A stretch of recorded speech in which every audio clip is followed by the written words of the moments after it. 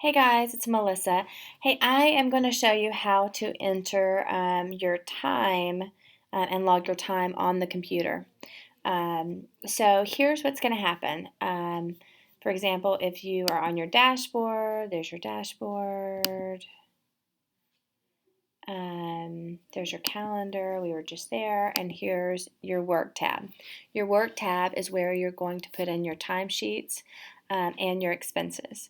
And let's say that you had, for example, if you're looking at the calendar and today's the 30th at 9 a.m. and 4 p.m. Let's say it's 6 o'clock tonight, okay? Or right after these appointments and you're on your computer.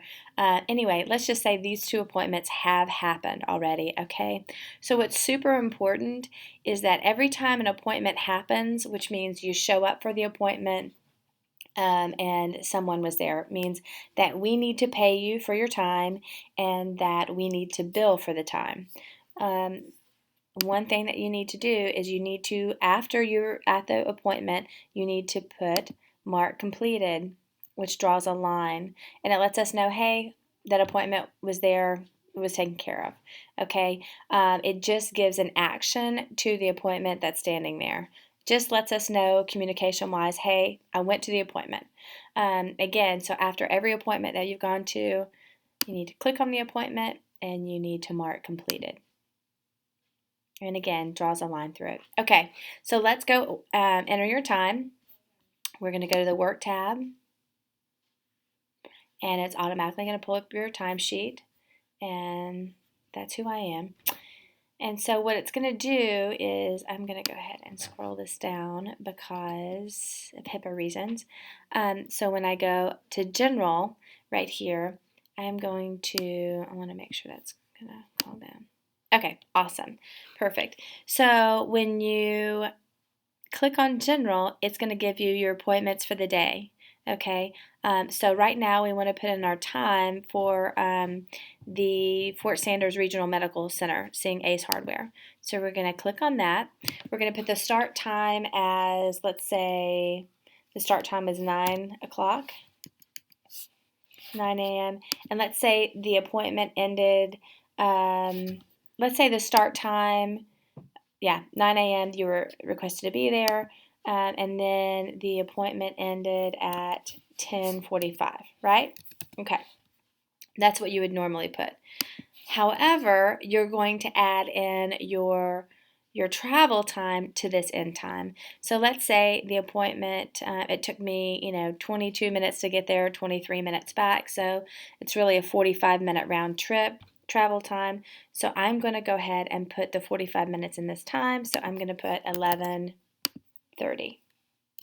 Okay, does that make sense? So you come out with an hour and a half of work time that you were with interpretation and 45 minutes of travel time.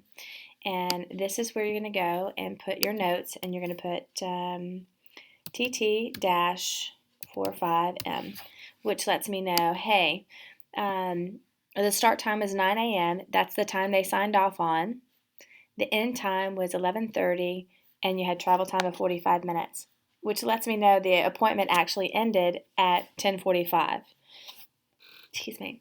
So that's all you would need to put. And then right here in the notes area, this is where any information that you feel is important for Jean-Pierre or Donna or myself to know.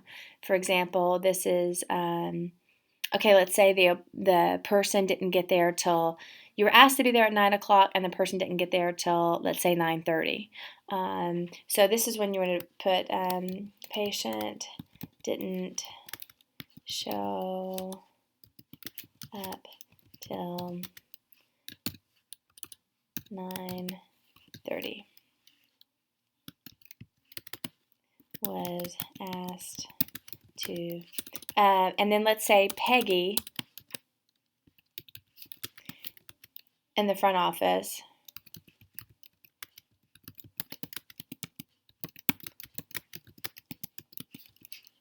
Okay, so at 9 o'clock, if you know that your patient wasn't there, then you always need to go to the front desk and say, hey, I'm sorry, do I need to stay? What do you think? Should I stay or go? Or da-da-da. And let Peggy at the front office make that decision if you should stay or go. And then this is where you would want to actually put Peggy's name, saying, "Hey, Peggy at the front office asked me to stay."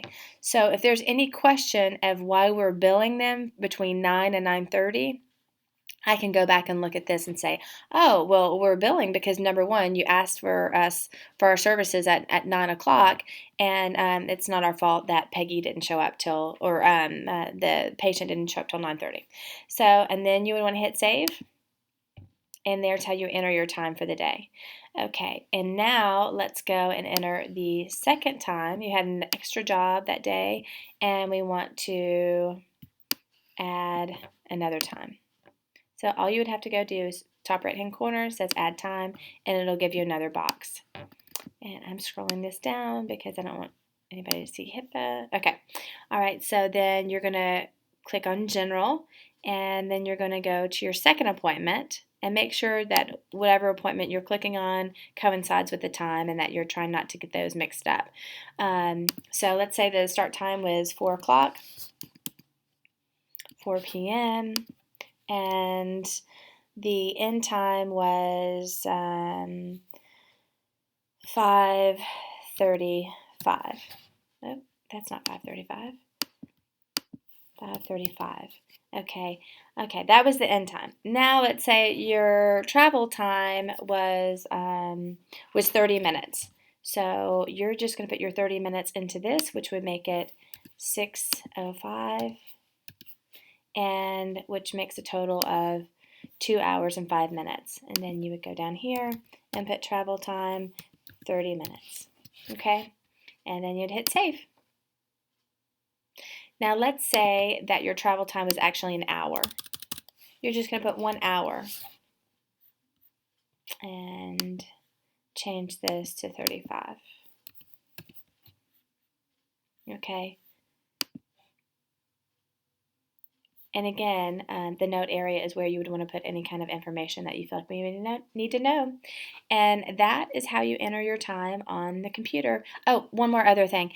When you bring up the day of, it's going to give you today, right? But let's say that you completely forgot to add an appointment in from last week, okay? Like let's say the 22nd. You actually have to go to the calendar and back to the 22nd to make sure that the job that you're going to bring up is attached to the day, if that makes any sense, because the job start time, end time needs to coincide with the job number and on the certain day. Hope that makes sense. So call me if it doesn't, if you have any questions. Okay, thanks. Bye.